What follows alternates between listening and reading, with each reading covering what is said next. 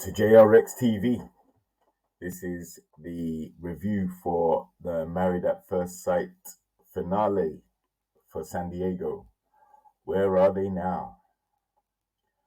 Okay, so first, I'll just say that this season, um, only Lindy, Miguel, and Nate and Stasia managed to make it. And so we start with Lindy and Miguel, and like straight away, it seems as if she's now thinking about having children, and so she's putting the pressure on him to try and get a house for them. All right, uh, definitely prematurely, in my opinion, because when they had the task of having a pretend parenting situation, they were given a baby, and it seemed like Lindy was not feeling having a kid around. She didn't like the noise. She didn't like the fact that Miguel's attention was focused on the baby rather than on her.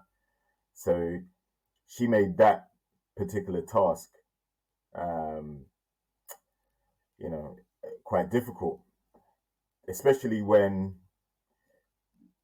you would expect that she would be more maternal if children was something that she wanted to have in her future. She would have more of a maternal instinct. But no, she was saying, get that baby away from me. I don't want the baby near me. You know, she was really frustrated. So for her to have a change of tone now and want to have a kid, okay, that's a major shift. But then she's also saying, no, we're not having no kid until we get a house together, a big house. So Miguel's obviously thinking, man, you're rushing this. Like, this is way too much too soon. Like, getting a house, that's a big commitment. Like, most people find it stressful when they move in house, and cohabiting could be a challenge at times. But now you're talking about having a kid, like, very soon, like potentially, I would say within a year. So that seems like a rush situation, a very rushed situation. I noticed that Lindy has tended to be able to get her own way though with Miguel. With the surname thing, that was a big deal. He eventually conceded, and now she has a double-barreled first name. Last name. And then also, I think that they had the debate about, with her student loans, she's in student debt, and she wants that debt paid off by Miguel as well. So he definitely has appeased her and the things that she's been saying that she wants as conditions for the relationship. Whether he concedes this time, I'm not sure, but he definitely indicated that, listen, you're going to need to step up and make some money, Lindy, if you want to live together. You're going to have to do more than what you're doing now, because it seems like she's getting most of what she wants, but she's not giving as much back. So that's that couple starting off the show. Then you also had, following that, you had some Nate and Stasia. And Nate and Stasia, from what Stasia disclosed with her mum during this meeting with her mum, she said that she is not in a good place with Nate. She asked him to leave, maybe asked him for a divorce. So the mum asked for clarity. Which one is it? Do you just want time away? Or are you asking for a divorce? And then she basically said that she's frustrated with his lack of pace in trying to resolve some of the things that she wants done. So again, this is another situation where she's talking about she wants to have a child relatively early on into this marriage. And the mum said, okay, well, what happened? And Stasia said, well, she kicked him out. Well, she left. He kicked her out, and then she left. on a separate occasion. So they've had two occasions, it seems like, where one of them has left and they've stopped talking for a while and all of that stuff. So that's why I think Nate was correct in the reunion when he said, "Listen, like he's kept his apartment and she's kept hers, but they're staying with each other and da da da." I think that's a very good move because you're still getting to know each other, and if there is that type of volatility where you're ready to kick someone out because because they don't agree um, with what your ambitions are or what your goals are, or you're arguing all the time, then it's definitely better to have your own place than to be homeless or to go begging like one of your friends to sleep on the couch or anything like that. That's not a good look. So, um, yeah, so the mum then revealed that Nate actually contacted her directly, which Stasia was surprised at because Stasia has obviously given her story to her mum and she's expecting her mum to just believe her and buy it straight away. But Nate contacted the mum and poured his heart out to her, said, "Listen, he loves Stasia, he wants to be with her, but they're just trying to work things out and it's difficult because she wants to move at a speed that's not the same as his. He doesn't want to rush." I think the reason why Stasia has that um, urge to speed things up is because she's older than Nate. I think she's 37 or somewhere around there, and he's 34. So, he has, or maybe even less than that. I can't remember, but like she's at a different place in her life where her biological clock may be ticking down in her mind, thinking she hasn't got much time to have kids, and he's thinking more like, let's get a stable foundation and relationship going first before we make such a um, life altering decision. Because once the kids come, they're there. You can't take them back, right? And you have to co-parent as a team. So if you've got things that need resolving between you two, between the two of them, then it's better that you work that out before the kids arrive. All right. And the last thing you want to do is bring children up in a household where you're going to be arguing frequently, because the kids are going to be a sponge and they're going to absorb all the energy, all the arguments that, even if you think they're asleep or in the other room, sometimes they're not and they're listening. Sometimes the animosity that you have towards the partner may give off signals to the child. And once they pick up those signals that you feel that way, it may influence the way that they feel about that parent. So, yeah, not a good look there. But yeah, Stasia kind of, I guess, was a bit more self-reflective when the mum said what she said about Nate contacting her, and but she doubled down on it. She said, look, she just thinks that he needs to speed up, whereas the mum's saying to her, look, your pace is fast and his isn't, and there's nothing wrong with taking your time. You already had a process which you kind of speed dated and got married on first sight. So now you have to get to know each other and get to learn each other. You did it backwards. You don't have to rush everything just because you rushed the marriage part. So that happened. Then we go to Justin and Alexis. Let's go there. Justin and Alexis, boy. So it seems like Alexis, she was with Kristen, and she talked about how she hasn't spoken to Justin, and she doesn't hate him or whatever. And Kristen is like, well, she's having this get together before she goes away, and she's invited all the castmates to come and celebrate with her.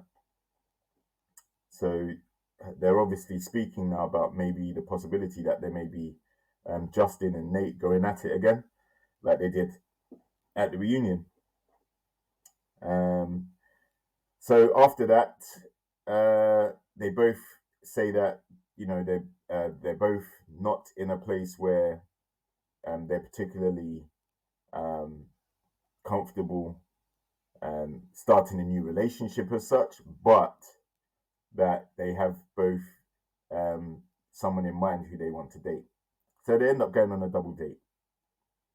And Alexis says that her guy is like eye candy. She likes him a lot, the way he looks and everything. And I pick up that Kristen likes the guy, but that she's with, but probably not overwhelmed. Anyway, so they have the double date. I take it none of them get called back because it was just that one date from what we saw. And Kristen seems like she needs a lot of reassurance. I think she's very unsure of herself because I think she expects to be, showered with lots of compliments about the way she looks, and then in turn that's going to affect her the way she feels about herself.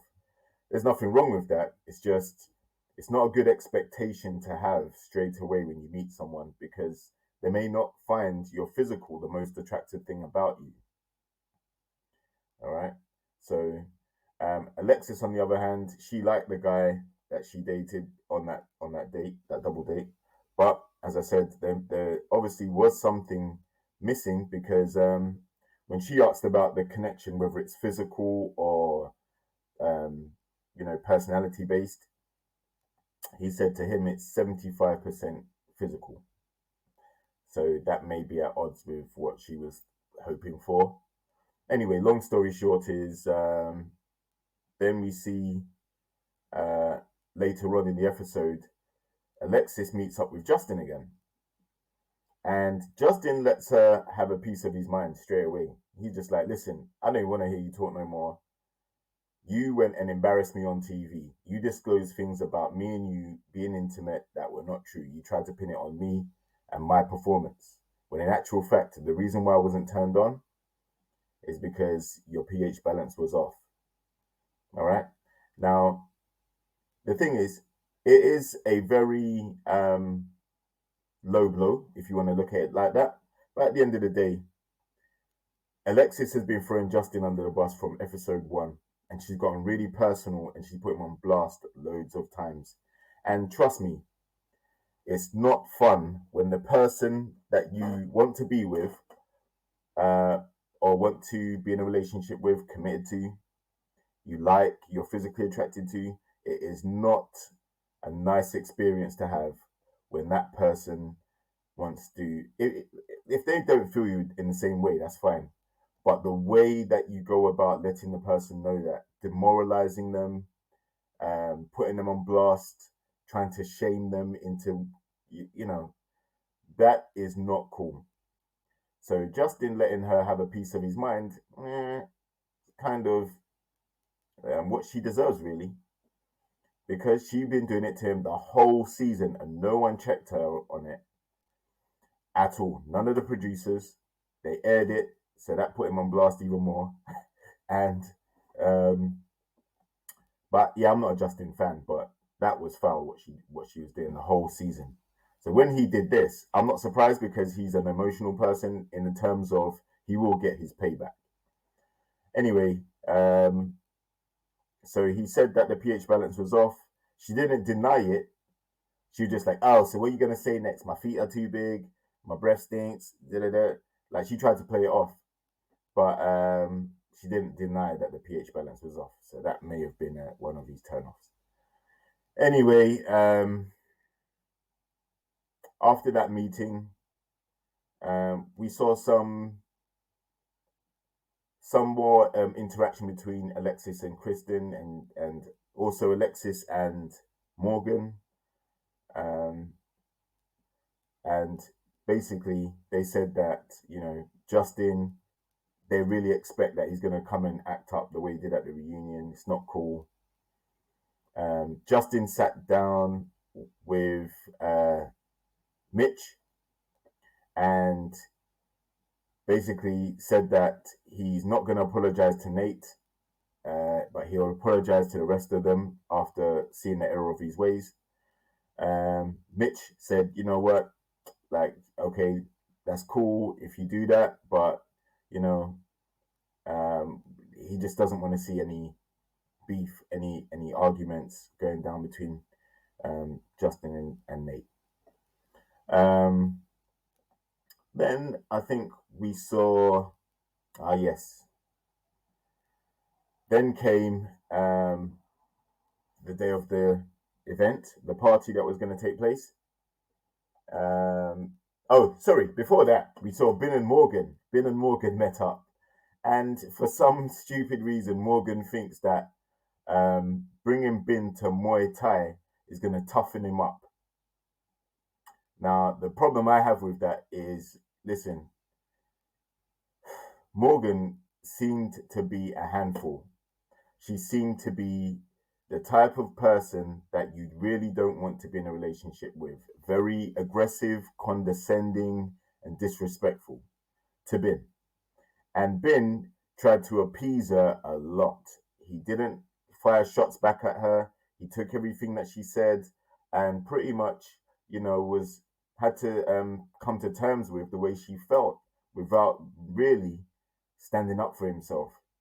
So she took the opportunity, the opportunist that she is, to bring him to MMA in a bid to toughen him up. Okay, so toughen him up is letting him hold the pads while you kick and punch them. And then when he kicks and punches the pads, you start saying condescending things like, oh yeah, tough guy. Oh, look, it's alpha season and things like that. More demoralizing, disrespectful, emasculating behavior from Morgan. I'm so glad that they didn't work out because it would have been a lifetime of hell for Bin trying to appease her, and it will never work. She strikes me as the type of person that is never satisfied. Never. And once she's got something in her mind about you, it will never go away. So I'm glad they didn't work out. Anyway, then we have the party, the get together. Justin apologizes to everybody except Alexis. And Alexis pulls him to the side and says, no hard feelings. I want the best for you. And da-da-da. And Justin's just like, yeah, I accept your apology, but you can see he doesn't believe none of that crap that she's talking about. Because if she really cared about him, she wouldn't have buoyed him the whole season. Like, she literally took him for a dickhead the whole season, pretty much. All right? And he doesn't appreciate that, but he accepted the apology. And so then I think Kristen and Morgan and a few of the other ladies were like, oh, it really sucks how he apologized to everybody, but he didn't apologize to her, to Alexis. Justin did apologize to Nate. So what we can say for sure is that what he said about Nate hitting on him was not true. It was Justin being petty and trying to, discredit or embarrass Nate on national TV. I knew it was a crock of crap because Justin, you have to remember, no one's cool with him, because he's not cool with them. So if he didn't act the way he did towards them, they probably wouldn't be as dismissive of him in the first place, right? So Justin is a problem, but at least he apologized to Nate for what he said. And Nate accepted his apology, but obviously, I don't think the hatchet's buried, but I think they've at least apologized and made some strides in terms of repairing their friendship. Well, not really a friendship, but at least there's not really any animosity there. Also, Kristen seemed to say that she's happy that she's not with Mitch in one instance, But then in the other instance, she's like, yeah, she wishes she would have given it another chance after the reunion. I don't think the chance was there for you to give Kristen, because Mitch pretty much checked out and said he was done, and that was it. You know, I don't think he ever came back for that door to potentially be open again. So it may be wishful thinking on her part.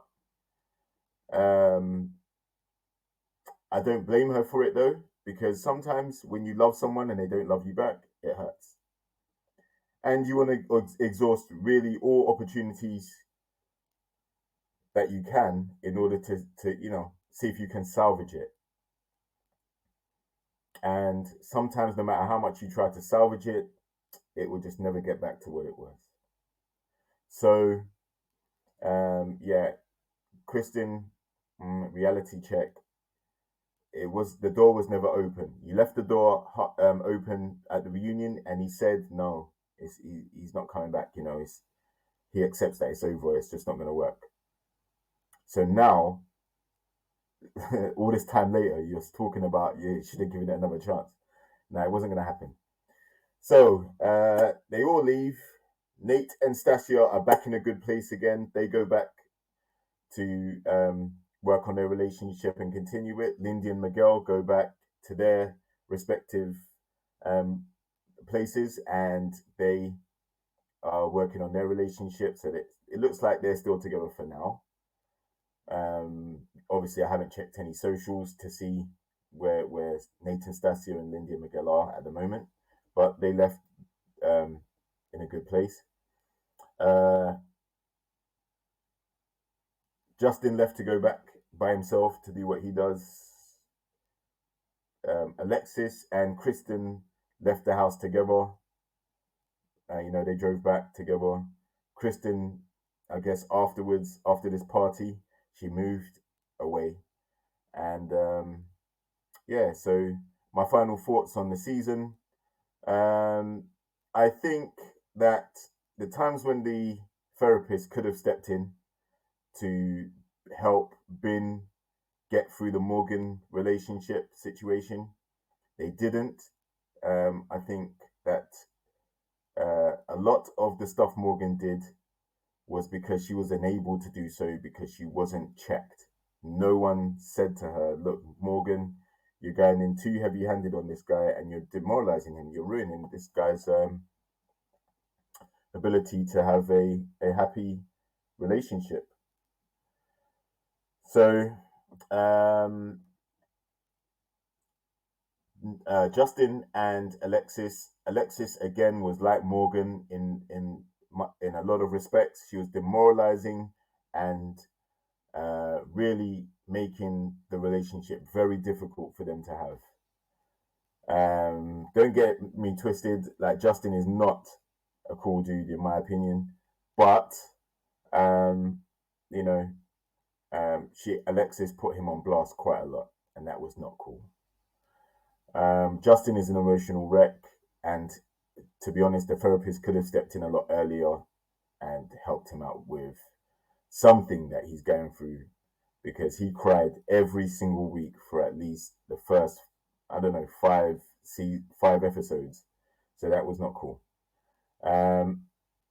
And he also acknowledged in this episode that he looked back on this episode, on his time on the show, and he was like, yeah, he's glad that he cries, but that often, yeah, that's not cool, Justin. You need to get some help for that. Whatever issues, however you might, trying to deal with them, you're struggling, and it's okay to struggle. You just need to go and seek the right remedies to try and resolve that issue. Miguel and Lindy, yeah. I hope they manage to sort something out, but if I was Miguel, I'd still take it slowly, because Lindy can blow up at any given time. And she said that she has a temper as well, and he hasn't seen anything yet. So definitely tread carefully. Don't bring any kids into this. Same said for Stasia and Nate. Don't rush to have kids, because the problems that they're having, they're not going to be resolved by having a child. Yeah. And I think that they still have a chance to work, but yeah, just don't rush to do anything.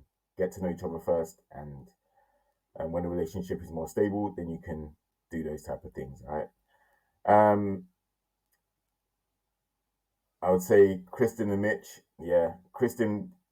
I liked Kristen for most of the season because she seemed very understanding, trying to navigate around a very difficult Mitch, who probably will be single for a while because he's very quirky, quite a nut job in a lot of respects. He overdoes things, and he's overly sensitive to issues that aren't really um, important to the relationship, but they're important to him. You know, he's very much an environmentalist, so he says. So he probably might need to be with someone who has that in common with him. But Kristen went down in my estimation a little bit because she seemed to be too thirsty and too insecure, and you know, her and Mitch wasn't going to happen. And that's not a bad thing. She can still find someone. She's not damaged, in my opinion, to the point where she can't find someone. But yeah, she should just move on from Mitch, and try dating, and boost her self confidence, in other ways than through the attention of men necessarily. Morgan and Bin, glad they called it quits. Um, but yeah, it's a nightmare to go through a relationship with someone who is not attracted to you, or if they are attracted to you, they constantly put you down and disparage you. Um, so, and if the roles were reversed and it was a guy doing it, trust me, he would be getting all the smoke. So, yeah, the season is finished. Hopefully, the next one, which I think is Nashville, that will be starting next year, and we'll see what they have to offer then in terms of the couples and the dynamics involved in their relationships. The season, I would say it was. I'll probably give it a 6.5, 7 out of 10. Um, I wouldn't say I was compelled to watch every single episode, but I did anyway because I want to see positive outcomes. I want to see relationships work at the end of these processes. So I had hope, I had faith, but ultimately, um, I don't think there were enough good matches for me to give it more than a 6.5 or 7. So yeah, that was my review of Married at First Sight. I hope you enjoyed it. Please like, share, and subscribe. And if you like any of my videos, please feel free to look at the videos I have and like and share those too. And hopefully, I shall see you soon on another review. Take care. Peace out. Deuces.